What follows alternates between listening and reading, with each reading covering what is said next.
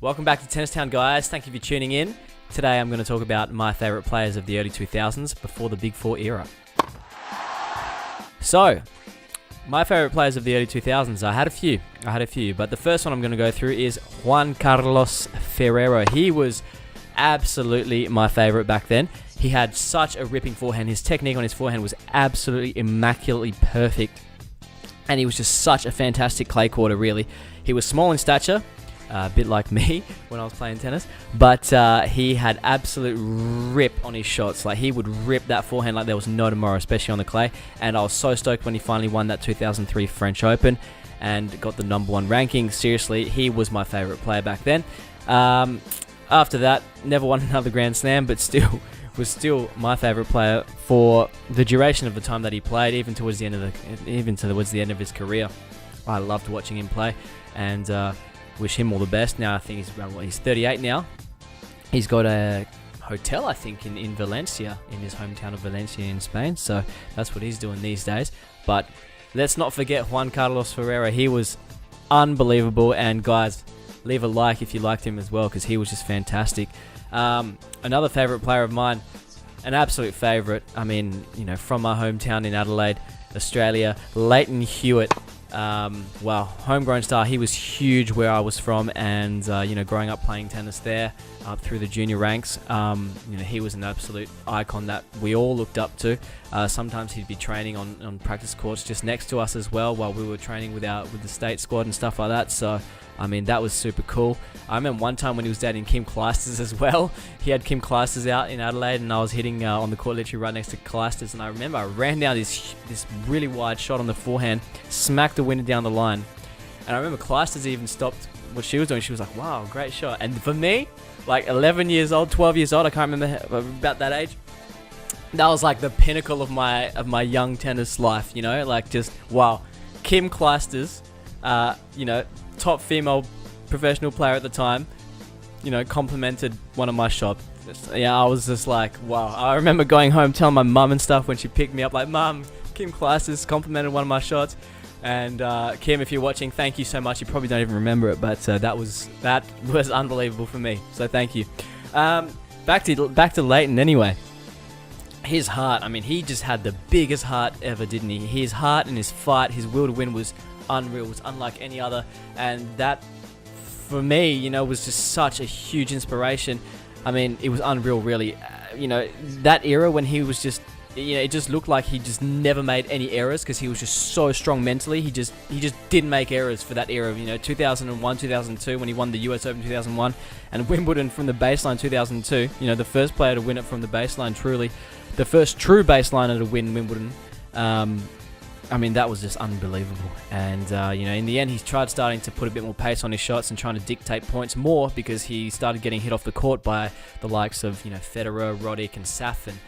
So he started making more unforced errors after that. But, back when he had that, that peak, his body was still intact, and he just never made errors. I mean, he was just unbelievable. Really miss seeing him play. And finally, the last one I wanted to go to was Marat Safin. Now, Marat Safin was absolutely, hands down, the coolest guy on the tour back then. I mean, he was badass. Like, I remember watching a video of him. Basically, he's talking about, he's angry because of the umpire overruling a serve that ended up being in when he challenged it after on Hawkeye. So he's angry at the umpire for overruling it.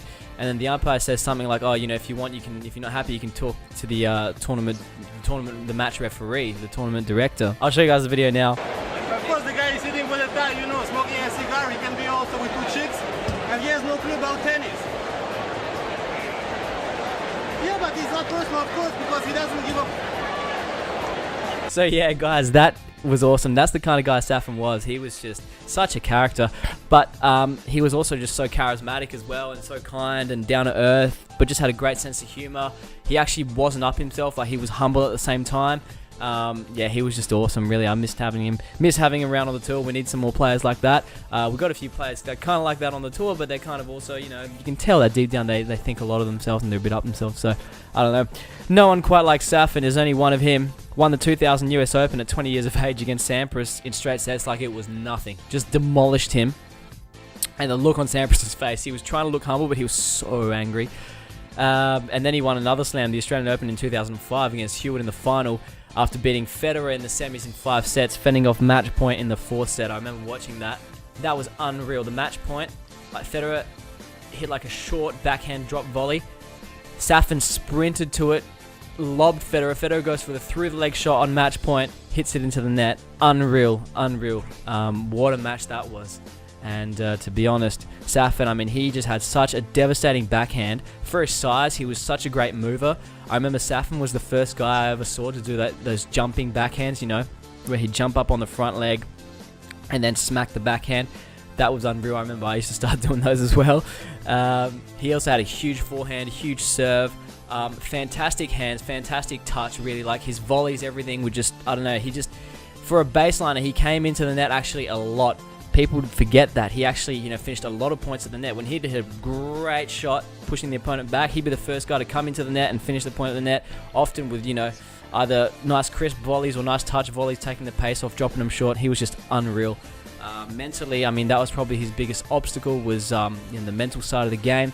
He often, you know, had a tough time with nerves, and obviously sometimes got frustrated, and also, you know, had a bit of trouble always staying focused. But I mean, at his best, I mean, he was just truly unreal. So there you have it, guys. Those are my favorite players from the early 2000s. That was an era when I was, you know, very seriously chasing the dream of becoming a professional tennis player. That didn't happen, but anyway, guys, let me know who your players were, who your favorite players were. Would love to hear it. Thank you so much for watching this video and tuning in. Please like the video and subscribe to my channel if you haven't already. Those of you that already have, thank you so much for your support. It means the world. I'll see you guys soon in another video. Cheers.